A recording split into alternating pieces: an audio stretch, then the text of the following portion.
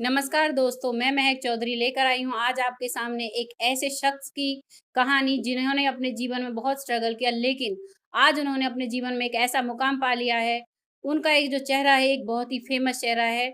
उनके बारे में जानते हैं और इससे पहले मैं आपको बता देना चाहती हूँ, मेरा एक चैनल है क्राइम टोटल, जिसपे मैं क्राइम से रिलेटेड बहुत सारी कहानियाँ लेकर आती हूँ, जो कि सत्य पर आधारित होती हैं। लेकिन आज मुझे लगा कि मुझे इन सर के बारे में भी आप लोगों को बताना चाहिए कि हम जो चाहें वो पा सकते हैं। आइए जानते हैं इन्हीं की जुबानी इन्हीं के मुँह।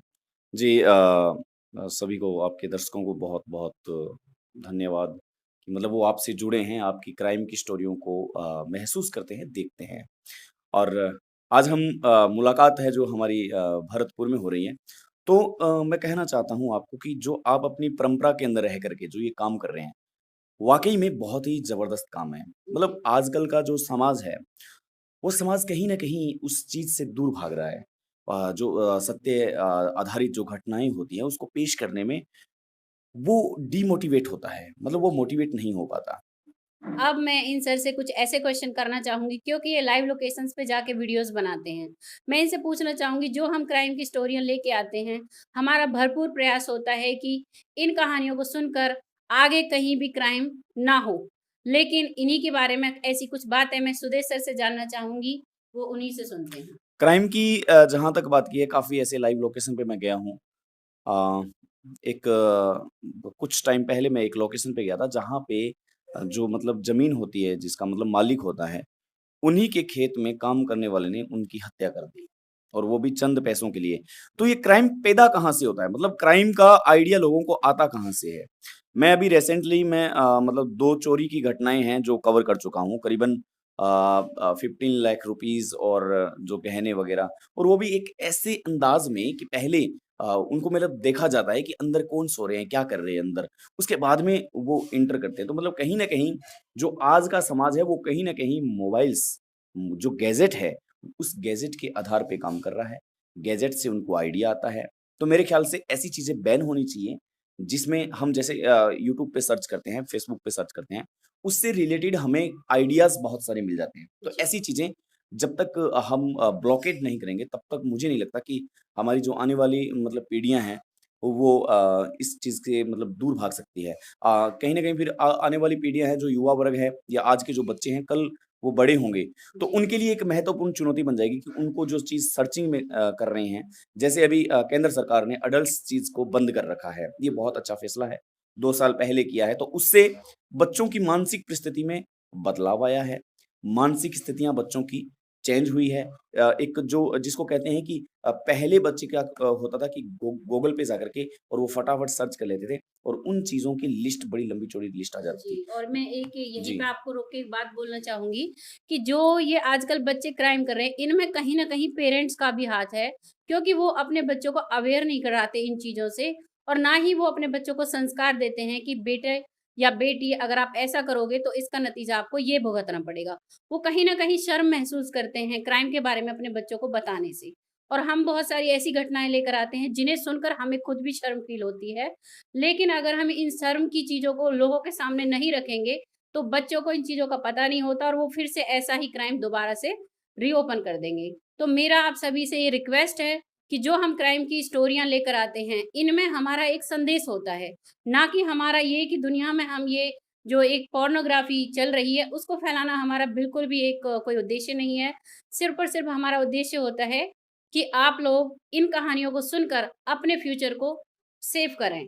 और इसी से रिलेटेड मैं भाई से फिर एक बार से सर से एक क्वेश्चन करना चाहूँगी कि सर अगर हम इन क्राइम्स को रोकते हैं, हुँ। तो कौन-कौन से मुद्दों पर हम बात खड़ी कर सकते हैं? जैसे कि आपने अपने लाइनों के अंदर एक बहुत ही शानदार लाइन बोली है कि जो हम मतलब वो उस चीज़ को नहीं फैलाना चाहते। जी, जी। जो चीज़ मतलब लोग देख रहे हैं कि जी, हम जो जिस महसूस तरीके से उसको महसूस कर महसूस रहे हैं करते हैं। जी। कि मतलब ये क्राइम स्टोरी पेश कर रहे हैं, तो ये मतलब अश्लीलता फैला रहे जी, हैं। जी, जी। लेकिन नहीं, अश्लीलता फैलाने के पीछे एक मकसद होता है हर किसी इंसान का। लेकिन यहाँ पे मकसद अलग है कि आपको अवेयरनेस जी। जागरूक किया जा रहा है, हाँ उस जी। चीज़ को जो वाक़ई में रियलिटी में हो चुकी है समाज के अंदर। तो दूसरा आपने कहा कि हम कैसी मुद्दों पे बात कर सकते हैं। सबसे पहले क्राइम आता कहाँ से है? क्राइम हमारे समाज में पैदा होता है। जी, जी। हमारे भीतर के लोग करते हैं और जो भीतर के लोग करते हैं वो कहीं न कहीं, कभी न कभी बचपन में अपना कुछ न कुछ ऐसा काम किया होगा जिसकी वजह से उनको कभी रोका नहीं गया होगा या फिर कभी उन्हें मतलब डिमोटिवेट नहीं किया होगा। जी, उन्हें उन्हीं के कैटेगरी के लोग मोटिवेट करते हैं, उत्साहित करते हैं, प्रोत्साहित करते हैं। हाँ जी, फिर अगर मैं बात करूँगा कि कैसे मुद्दों पे बात की जाए। आज का मुद्दा है कि जो बच्चे हैं, उन बच्चों के साथ में कहते हैं कि 16 साल तक या हाँ 14 जी। साल तक ये ये टीनेज होती है। मैक्सिमम 2 जो एज होती है, हुँ, हुँ। इसके अंदर पेरेंट्स होते हैं उनको अपने बेटे को थप्पड़ से डराना चाहिए, डाँट जी, से डराना चाहिए, अधिकार है माँ-बाप का। बिल्कुल। लेकिन 14 और 16 के बाद में, अब दोनों में से एक चूज़ कर लीजिए, उसके बाद में उसी बेटे के साथ अगर एज़ ए मित्रतापूर्ण फ्रेंड हाँ, हाँ एज़ जी, ए फ्रेंड अगर व्यवहार किया जाए तो आपका बेटा, आपका बेटी है, जो भी है, वो आपके सामने खुल के आपके सामने विचार रखेंगे। तो वो विचार रखने का ये फ़ायदा होगा कि हम उन्हें अच्छे से कवर कर सकते हैं, हाँ जी, उन्हें अच्छे से समझा सकते हैं। वो कोई गलत काम करके आएगा तो भी हमें बताएगा, जी, गलत करने वाला है तो भी बताएगा। हाँ, लेकिन अगर हम पूरी उम्र उसको डराते रहे तो वो एक दिन ऐसा काम करके आएगा और हमें बताएगा तक नहीं, बाहर डिप वालों से पता बाहर चलेगा। वालों से पता चलेगा, डिप्रेशन का शिकार हो जाएगा। फिर इसमें जो आत्महत्या की जो दर बढ़ रही है दिनों-दिन, जी, वो भी जी। बहुत ज़्यादा बढ़ती है। तो सबसे पहला मुद्दा ये है कि अपने बच्चों के साथ मित्रतापूर्ण रिश्ता निभाएँ। फ्रेंडनेस अपने बच्चों के साथ हाँ, बढ़ाएँ। बिल्कुल। और दूसरा जो मुद्दा है, वो बहुत ही इम्पोर्टेंट मुद्दा है। दूसरा मुद्दा ये है कि हम जैसे अपने आस-पास कोई क्राइम होता है, हाँ जी, उस क्राइम को देख कर के हम यूँ निकल जाते हैं जैसे हमारे आस-पास कुछ हुआ ही नहीं है। जी, हमारा मकसद क्या होना चाहिए? हमारा मकसद ये होना चाहिए कि इस क्राइम के प्रति हमें भी एक पॉजिटिव आवाज़ उठानी चाहिए। पॉजिटिव तरीके से हमें पुलिस स्टेशन जाना चाहिए कि भई मेरे पास ये हुआ है, आपने क्या सॉल्यूशन निकाला है? इससे क्या होगा कि लोगों में डर होगा, जी, बिल्कुल। वो आपसे डरेंगे। ऐसे अगर हम सभी क्राइम के प्रति जहाँ क्राइम हो रहा है आवाज़ उठाने लग गए, तो समाज में कहीं न कहीं जो लोग होते हैं, वो डरेंगे कि यार मैं आज क्राइम कर रहा हूँ, ये शिकायत कर देगा पुलिस हाँ, में, इसका नतीजा ये निकलने वाला है। निकलने वाला है। लेकिन हम वहाँ से चुपचाप चले जाते हैं। हाँ, अभी मैं आपको हाँ। एक कहानी बताना चाहूँगी। कल-परसों मैंने एक एपिसोड निकाला था, जिसमें एक लड़की होती है करीबन 14 साल की और उसकी माँ होती है और जो उस लड़की का पिता होता है, वही उस लड़की के साथ गलत करता है। हुँ। जब उसकी माँ को बात पता चलती है, तो वो अपनी बेटी को लेकर वहाँ से निकल जाती है। उसने ये नहीं सोचा कि अगर ये मेरी बड़ी बेटी के साथ कर सकता है, तो मेरी छोटी बेटी भी है, जो कि उसकी 12 साल की थी। वो वहाँ से उसको लेकर निकल जाती है और उसके कुछ दिन बाद ही वो जो हैवान कह दो उसको, एक पिता तो वो नहीं है, हुँ। वो फिर उस अपनी 12 साल की बच्ची के साथ गलत करता है और उसके साथ अपनी माँ के साथ भी गलत करता है। तो ये ऐसी घटना है, अगर वो महिला उसी टाइम आवाज़ उठा के उसको जेल में डलवा देती, तो शायद उसकी माँ और उसकी छोटी बेटी आज सेफ होती। बिल्कुल। लेकिन उसने इस चीज़ के बारे में ना किसी से कहना अच्छा समझा और ना किसी को बताना समझा, तो ये उसने गलत किया यहाँ पे। तो ऐसी चीज़ें ही हैं जो हम लोगों को एक-दूसरे को सेफ रख सकती हैं। हम देखते हैं कि हमारे आस-पड़ोस में काफ़ी क्राइम होते हैं, लेकिन हम इग्नोरेंस में डाल देते हैं। ना हम उन पे ज़्यादा खुलकर बात करते हैं, ना ही हम किसी के साथ उस चीज़ को शेयर करना चाहते हैं, ना हम उसको शूट करना चाहते हैं। मेरा मानना ये है कि आजकल तो सबके हाथ में फ़ोन है। इन सारी चीज़ों को वीडियो शूट किया जाए और तुरंत के तुरंत पुलिस को दिया जाए, तो शायद क्राइम रुक सकते हैं मेरे नज़रिए से।